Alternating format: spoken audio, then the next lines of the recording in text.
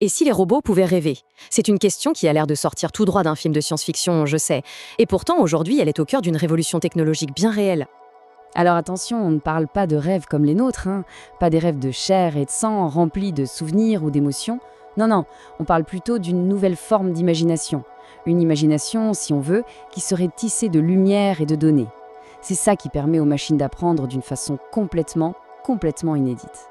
Et c'est pile cette frontière-là que le projet GR00T Dreams de NVIDIA nous pousse à explorer. C'est une avancée assez spectaculaire qui bouscule complètement la limite entre le rêve et la réalité, et aussi entre l'humain et la machine. Alors pour bien saisir l'ampleur de cette révolution, on va y aller en 5 étapes. D'abord, on va voir ce que c'est qu'un rêve de robot. Ensuite, on plongera dans la technologie derrière tout ça. Puis, on regardera les bienfaits pour nous, ce que l'avenir nous réserve, et enfin, la petite touche de philo qui se cache derrière. Allez, on y va. Première partie, le point de départ. C'est un vrai changement de perspective. La question est simple, mais vertigineuse. Comment une machine pourrait-elle apprendre une tâche physique, sans jamais avoir touché le monde réel ? Parce qu'avant, il faut bien se rendre compte que former un robot, c'était long. C'était un processus fastidieux qui prenait des mois, parfois des années de démonstration humaine. Aujourd'hui, avec cette nouvelle approche, c'est tout autre chose. Un robot peut assimiler des années d'expérience en à peine quelques heures. Comment ? En s'entraînant dans des mondes virtuels qu'il a en quelque sorte lui-même imaginés. Ok, mais concrètement, comment ça marche ?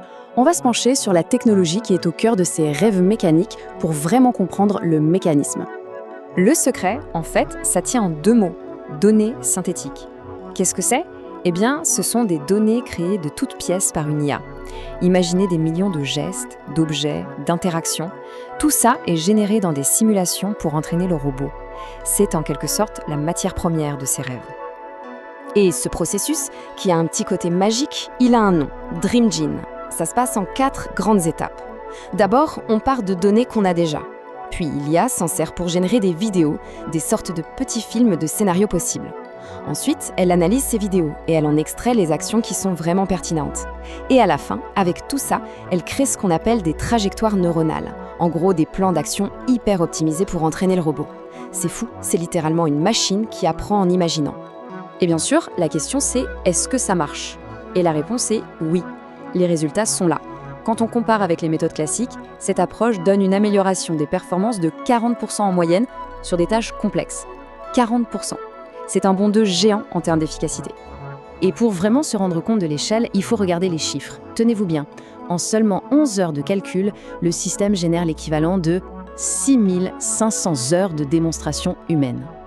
11 heures contre 6500. Le gain de temps est juste stupéfiant. Ok, mais une question se pose. Comment être sûr que ces rêves sont utiles, qu'ils ne sont pas juste du délire ? C'est là qu'un autre système entre en jeu, Cosmos Reason. Il faut le voir comme une sorte de critique d'art, mais pour l'IA.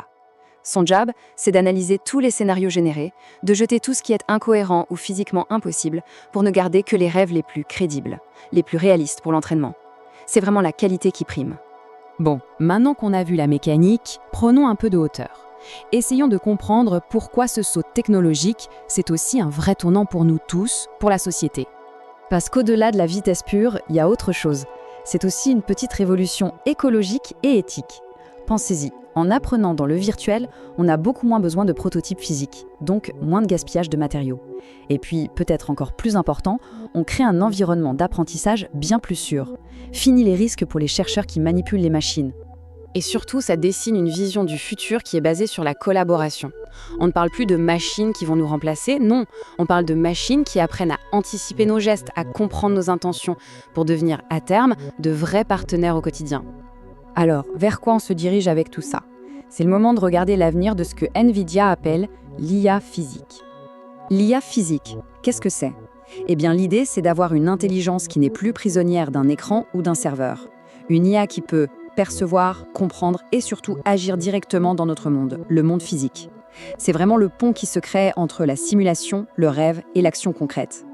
Et là, les applications potentielles, elles donnent le vertige. Il faut imaginer des robots qui réparent nos infrastructures tout seuls, d'autres qui assistent les personnes âgées avec une délicatesse qu'ils ont apprise, pas juste programmée. Des machines qui explorent des mondes qui nous sont inaccessibles, que ce soit les grands fonds marins ou des planètes lointaines. C'est un futur où ils pourraient même nous aider à créer dans le domaine scientifique ou artistique. On arrive à la fin de notre parcours. Et pour conclure, il faut prendre encore un peu de hauteur et essayer de faire le lien entre ces rêves artificiels et notre propre vision du progrès.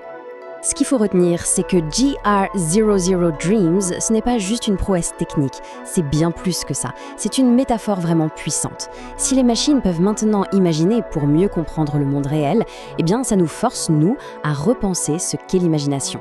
On s'avance doucement vers un futur où, peut-être, le rêve ne sera plus seulement l'apanage de l'humain. En fait, ces machines ne font plus qu'imiter. Elles inventent, elles simulent, elles grandissent dans leur propre monde virtuel, tout ça pour nous aider à progresser dans le nôtre. Et ça nous laisse avec une question grande ouverte. Qu'est-ce que leurs prochains rêves vont bien pouvoir nous apprendre ?